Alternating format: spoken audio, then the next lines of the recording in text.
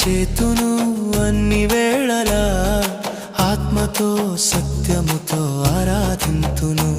నా ప్రాణ ప్రియుడు యేసయ్యకు, నన్ను కన్న తండ్రి నా యేసుకు.